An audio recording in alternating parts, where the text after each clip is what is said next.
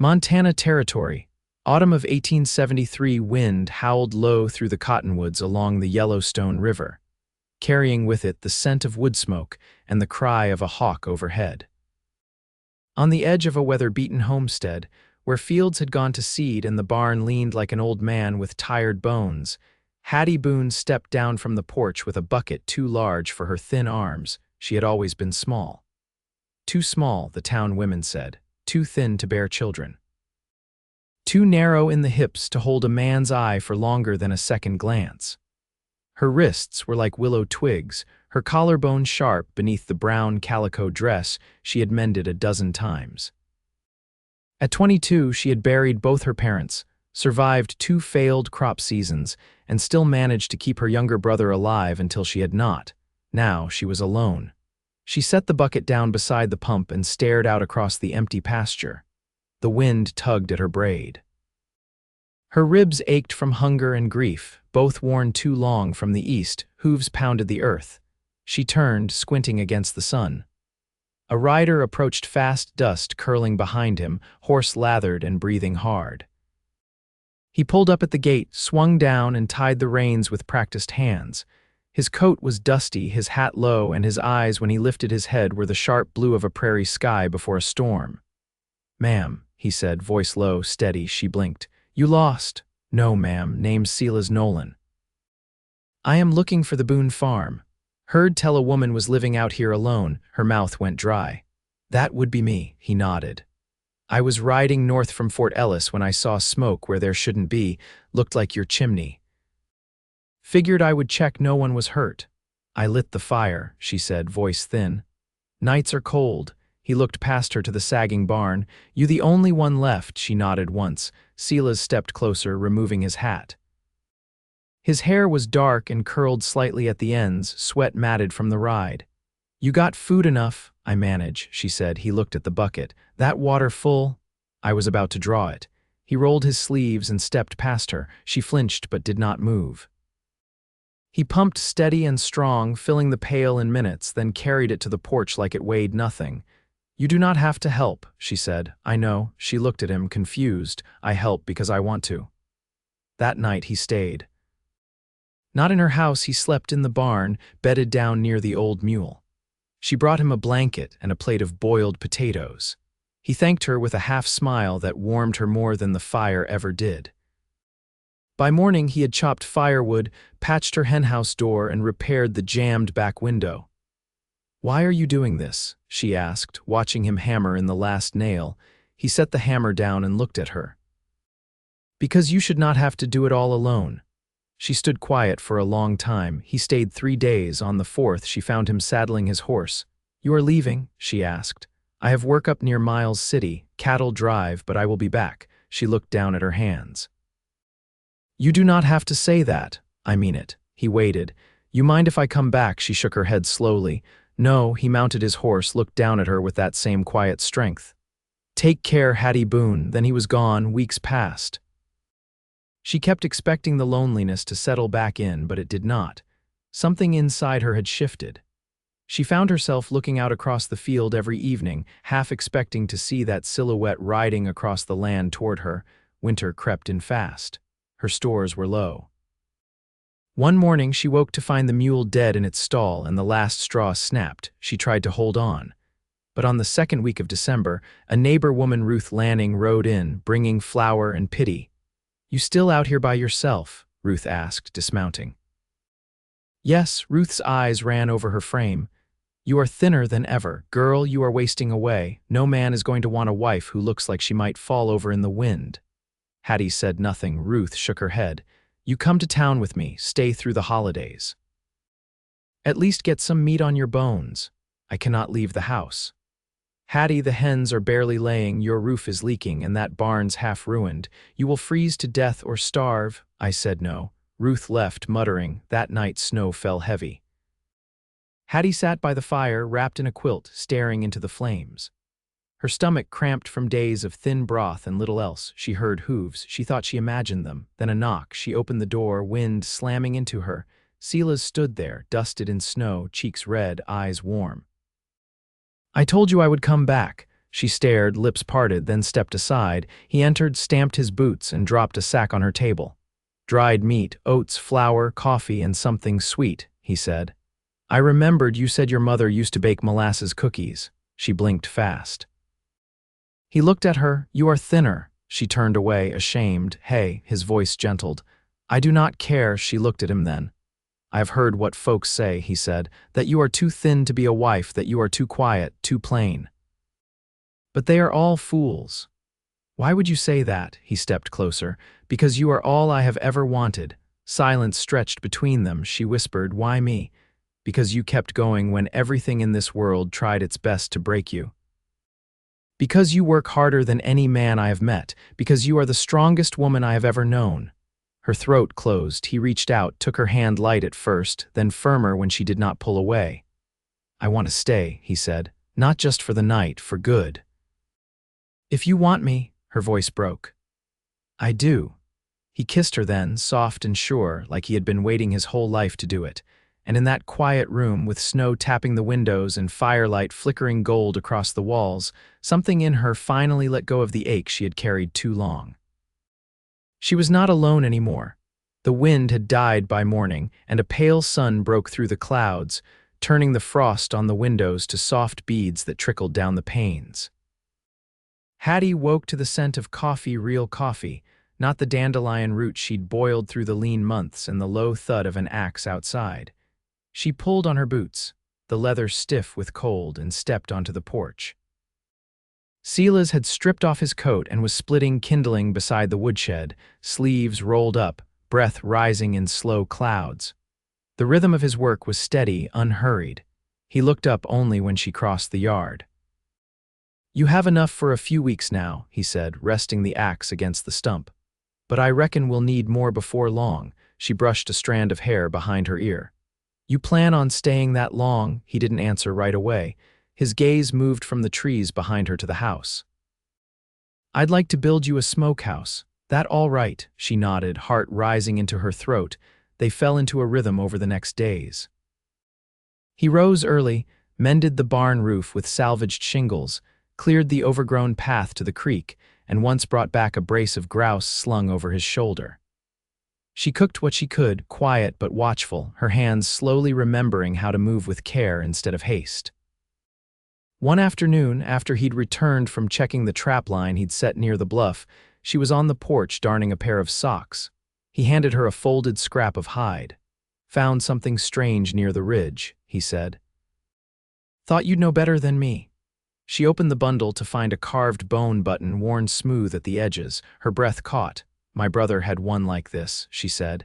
"He tied it to his satchel. I buried it with him." Silas waited. "I never knew where he found it." He said he traded for it with a boy from the Crow camp near the old ferry crossing. "You think it came from there?" "I think it was meant to come back to me."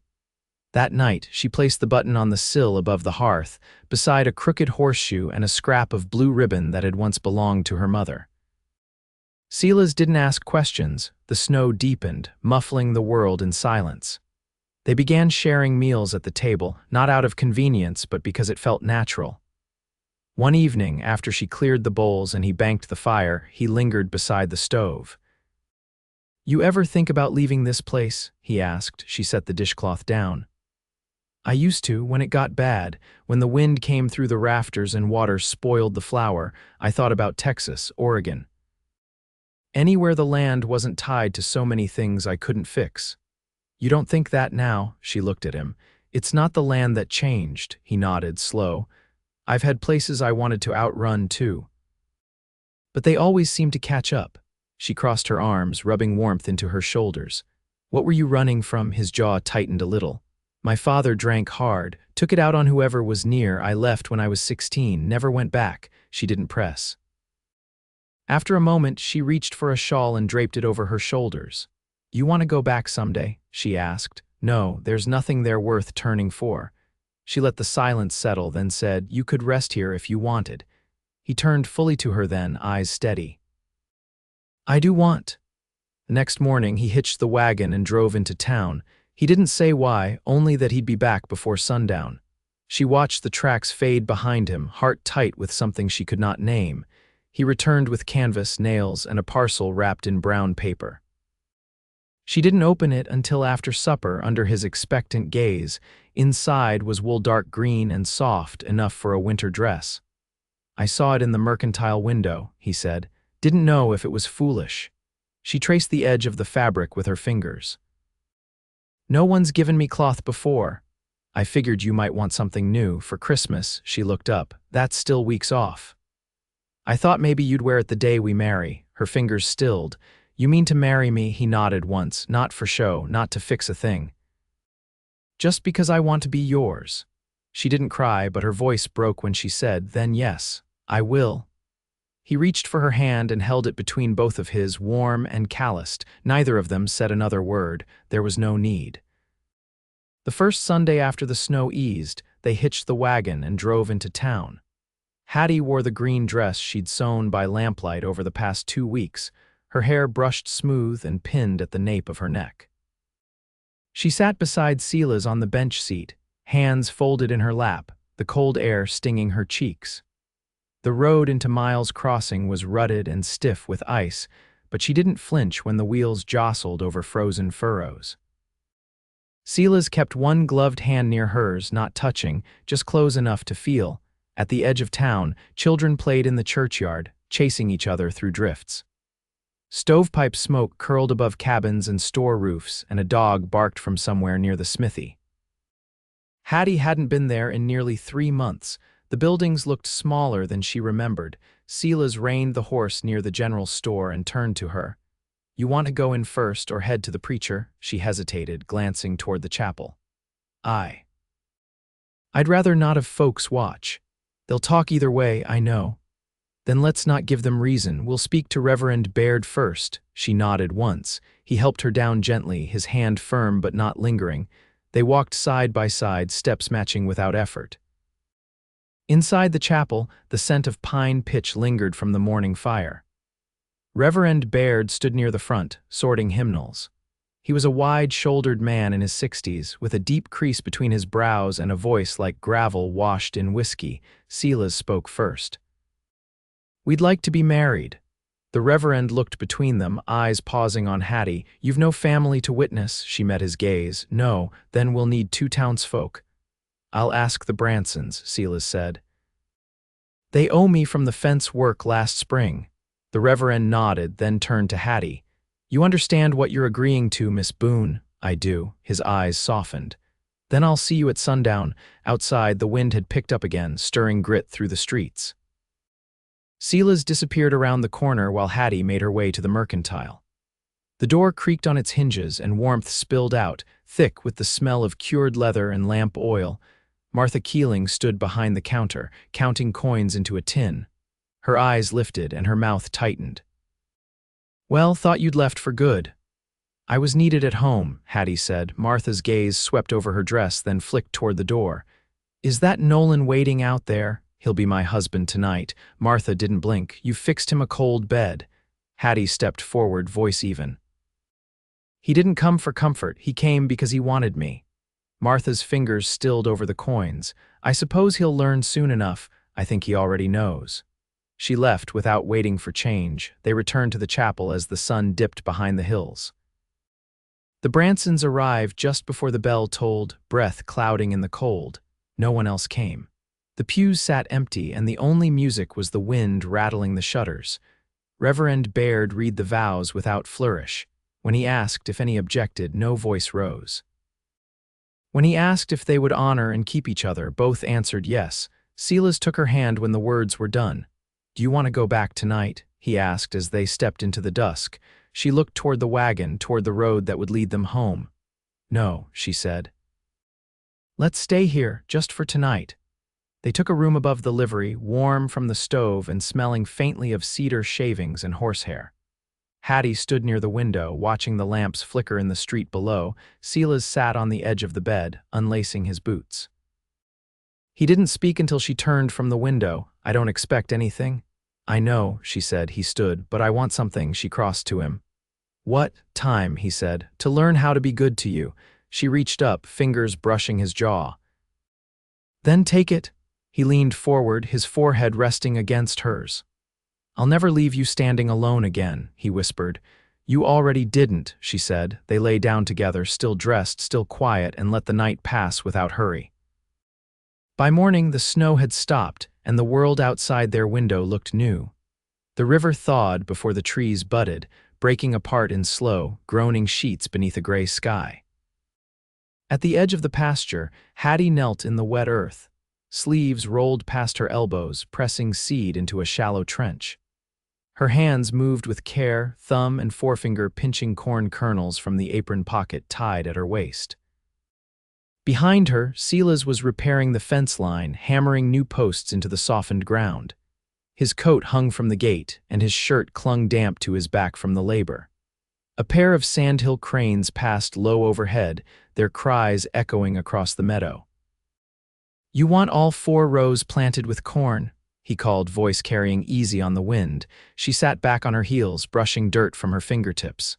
Just 2. I'll put beans between, they grow better that way. He nodded, returning to his work without another word. By the time the sun dipped behind the bluff, she'd finished the planting and he'd mended 8 posts. They washed by the pump, side by side, the water running cold over their wrists. Hattie's fingers were raw at the edges, soil clinging beneath her nails. Your hands are blistering again, Silas said, glancing at the red patches near her knuckles. They always do, first few weeks of spring. He dried his hands on his trousers, then reached for hers, pulling them gently into his palms. Let me mix something for it. I've got pine pitch and bear fat in the barn, made it for saddle sores last year, but it'll do. She looked up at him. You carry bear fat, he gave a slow shrug. Traded a trapper near the Bighorn for it. Man swore by it. I believe him. That night they sat near the hearth. She stitched a patch into the heel of one of his socks, and he whittled a sliver of cottonwood into a spoon, the floor littered with curls of pale wood. The fire was low, but the warmth between them was steady. He leaned back in the chair, watching her fingers move. You ever think about raising more than hens and corn? He asked. She didn't look up.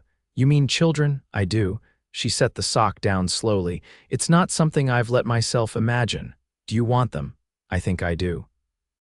But I don't know what kind of mother I'd be. He set the carving knife on the table. You'd be patient and steady. You'd pay attention to the quiet things. She picked up the spoon he'd carved, traced the curve with her thumb. What about you? I want them. Not because I think we need them, but because I'd like to see you teach them how to plant beans right. She smiled, small but real. He leaned forward, elbows on his knees. There's time. We don't need to rush. I don't feel rushed.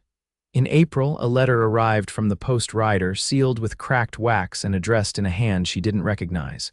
She opened it at the table, the paper trembling as she unfolded it. Silas watched without speaking. When she finished reading, she stared down at the ink, then passed it to him. He read it through once, then again slower. Your cousin in Helena. Yes, she's moving east, wants to give me a quilt my mother made before I was born. Said it's mine if I want to come collect it. You want to go? I think I do. He folded the letter carefully.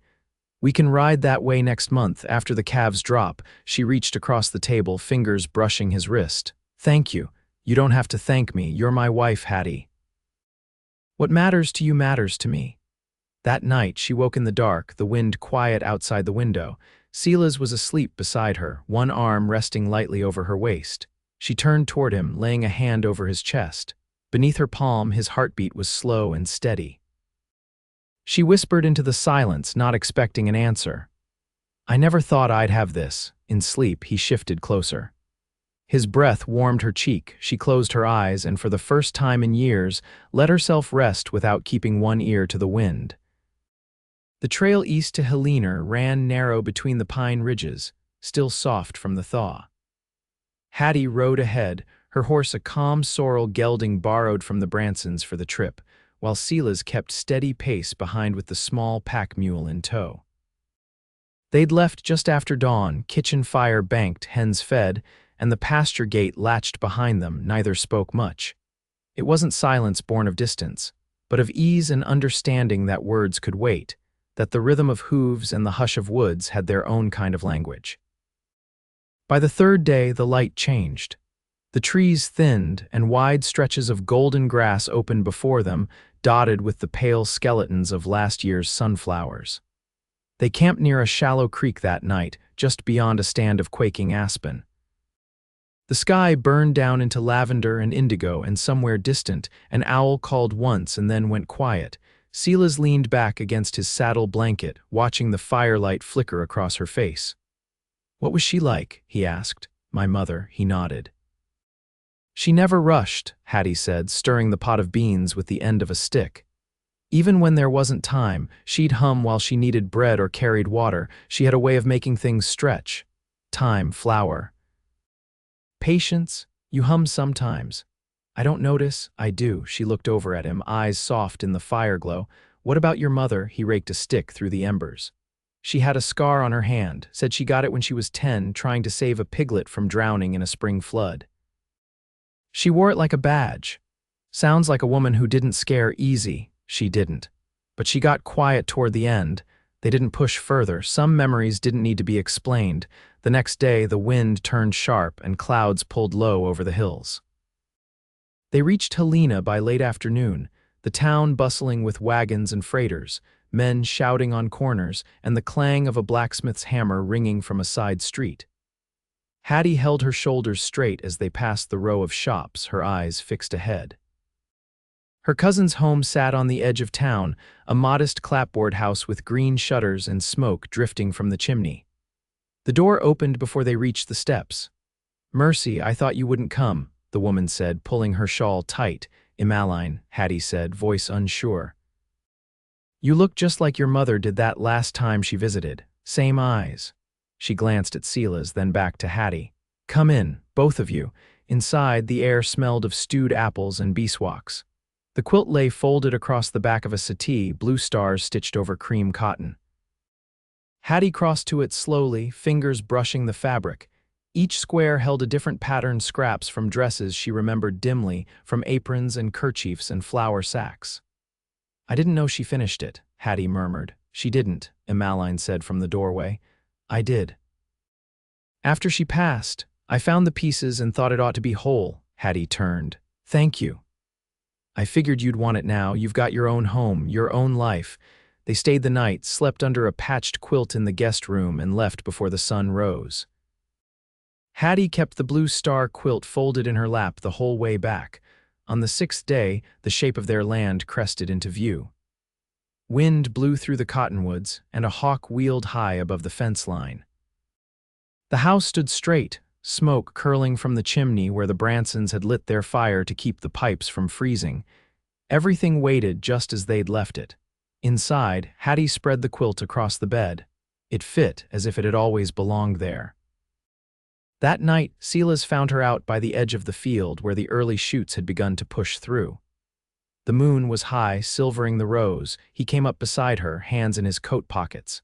"Something on your mind? I've been thinking about planting more next season." "Maybe wheat," he nodded. "We could build a second granary. I'd like that." She looked over at him. "You still want children?" He didn't hesitate.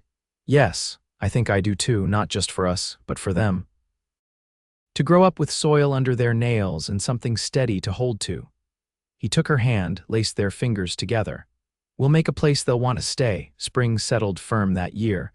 The river ran clear, the calves were strong, and the hens laid well through summer. They built the smokehouse from stone Silas dug by hand, and the wheat took to the soil. By autumn, Hattie stood in the doorway of the house, the quilt warm over her shoulders, watching Silas unload the last of the grain sacks. He turned, caught her watching, and grinned. She walked to him, barefoot in the grass, and took the sack from his arms. "You're not supposed to lift that," he said. "I'm not broken," she said. "I'm carrying, not fragile." He brushed her hair back from her brow. "Still, let me." She let go, only because it felt good to be looked after. They went inside together, supper already simmering on the stove, the light golden across the floorboards. Later, they lay side by side beneath the quilt, hers now, truly, and listened to the wind through the eaves. "You were right," she whispered. "This land didn't change." "I did." He kissed the top of her head. "You let it make room for something better." She turned toward him, eyes full and steady. "You, They fell asleep like that, her hand resting over the small curve of new life beneath her ribs, his arm around her, the fire low but strong. And the house, once barely holding together, now stood firm on its foundation, quiet, warm, and full, forever.